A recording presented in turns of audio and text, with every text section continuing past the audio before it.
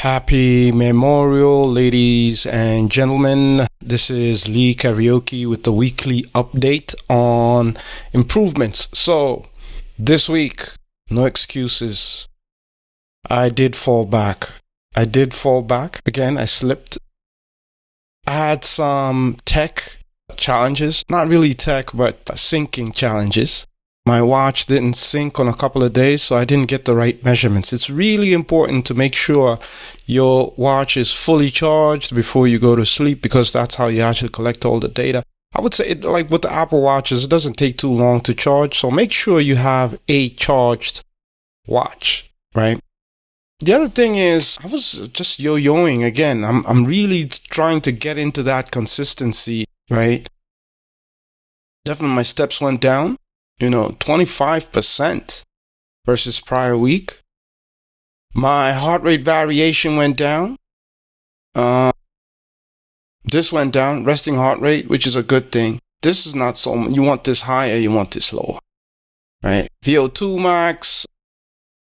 There's no reading. I didn't, because when you run, for some reason, I've noticed when you run on a treadmill, it doesn't really collect. It doesn't get the VO2 max. So I had to run on, like in a trail. That's when it literally just collects the VO2 max. But yeah, again, I had a long run on Friday. Friday I went bananas, right? I think I did 16,655 steps, right? I think I ran maybe about 8 miles, 7 miles, But the key thing is the consistency. So a couple of red flags. Hey, my sleep restriction, 4 out of 6 nights. And I had to make sure that I'm in bed at least by 9 or 10. I would say 10 the latest, 10:30. And then eating. So my eating, like I would eat late, and that messes you up. Like, hey, you have to have a serious cutoff by every time I stop eating by 7 p.m., and then I drink a cup of tea before I go to bed. That works wonders, right? Because it's that metabolism that's keeping you up, and then it also affects, like, you're not able to sleep. Like, in short, you're not able to sleep, right? And so cut off at 7, at least 2 hours before bedtime, right? And then that way, your food is breaking down, you're sleeping, all your mechanisms are working are working while you're actually sleeping, right? You're optimizing for the body to do what it needs to do to actually replenish you so that the next day you're actually fresh.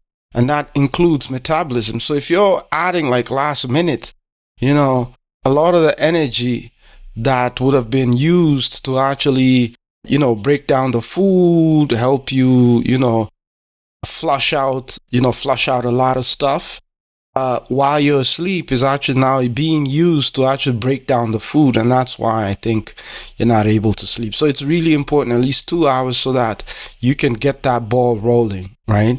And typically in the evening, you want to, like at 7, if 7 p.m. is the cutoff, that's 2 hours before you sleep. Make sure you're eating something light, right? You can eat heavy to break your fast. Again, my move is from 12 to 7, right? 12 to 7. My eating window is between 12 p.m., noon, and 7 p.m. So I would say the first thing at 12, eat something heavy to actually break that fast, or light, depending on your metabolism. And then progress to lighter and lighter as you move towards the late evening. But yeah, I just wanted to be completely transparent, and the skill that I'm using. So the skill, I'm literally just using Claude. I'm using a data capture that actually captures the data. I have a scheduled task that actually captures the data from my iWatch, right? It converts that into a CSV and saves it on a Google Drive. The reason I'm using the Google Drive, because it's on the cloud. It's accessible by Claude, right? You can automate it, and then I have a skill that actually goes in, it takes all that data, and then it converts it into this beautiful dashboard, right? And if you still want access to that dashboard right now, because this is something that definitely has commercial intent, like people definitely use it. I don't want to sell it for now. I'm still running through the kinks as far as optimizing how it actually collects data and how it actually tabulates this data in a way that you can actually consume it and see where you need to do the tweaks, right?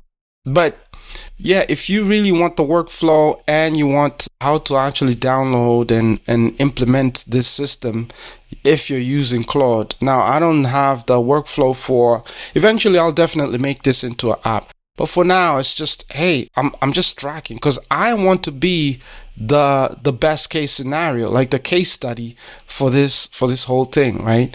I want to see the improvements. Definitely, I should take my weight. It's still saying I'm at, well, I didn't even record. I don't even know if I recorded. Because right now I'm at 216.1 pounds. I don't know if my goal is to get to 190, right? But there you go.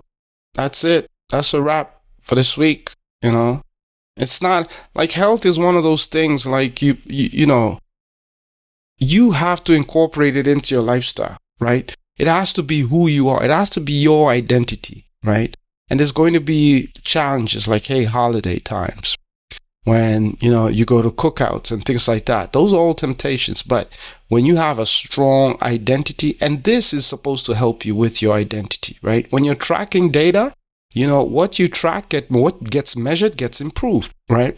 When you can actually measure it and see, hey, this is what happened last week. This is what happened. And now over time, you'll start to see the improvements. But first, you have to build the awareness, right? Build the awareness.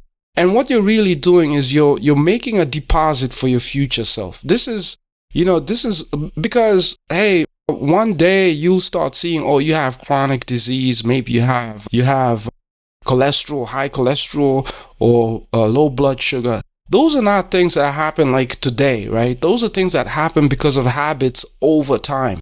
Like, it's been such a long time, right? And especially when you start getting older, you know, your mitochondria is not producing the energy it's supposed to produce.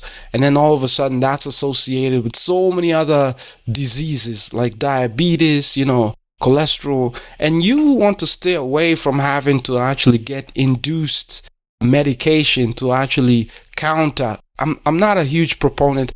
I used to be in pharma, you know, and I'm not a huge proponent of drug activation, right? Drug is usually, yeah, it gets to a point where you're just in a fatal zone, right? You're completely in a fatal zone, and you can't, like, if you don't take those drugs, you will be on the ground, right?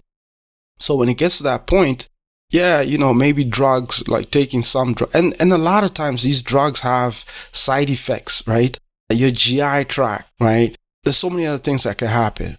But the best way is prevention is the cure. It's the game. Prevention is the game, right? And the way to prevent it is, hey, it's just 3 things you really need to do, right? 3 things that you can really take control. Number 1, start walking more often, right? You don't even have to run. Just start walking, you know, clock your steps. Clock your steps, your weekly steps. You want to average at least 10,000 is fantastic, right? If you could get to 10,000 average daily steps, you're in a really, really great place. The second thing, sleep, right? Sleep. Try to get at least 7 hours, you know, 8 hours, like, I don't know. Like, hey, in the Western world, it's very, very hard to actually get 8 hours of sleep, right? Because there's all these things that are distractions, that, you know, there's the stress of, hey, what's about to happen? There's politics, there's TV, there's all these things, there's social media, all these things are taking your attention. It's really hard to get to 8 hours. If you could get to 7, you know, of good rest, right? And there's REM sleep, there's the different stages of sleep. Yeah, your REM, there's deep, there's core, and then there's awake, right? I believe the REM or deep is the one that is really great for flushing out a lot of things. So if you could get like a couple of hours of deep sleep, you're in a really, really good place, right? So flossing, flossing definitely helps. Yeah, walking, sleeping, and then just eating the right foods. Or, yeah, just eat like natural foods, cooked food. You know, what you put in, right? That's the fuel. That's what ATP is actually generated from, right? So you want to put clean burning fuel, because the cleaner the fuel, meaning, hey, you're eating your vegetables, You're balancing it out with, and it's cookable. Your meats, your eggs, like things you can cook, not things that are genetically engineered or they have all these additives, right?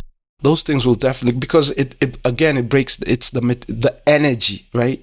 We're in, like health, to be honest, health is nothing but energy management. Energy management. The minute you can start managing your energy, then you've taken control of your health.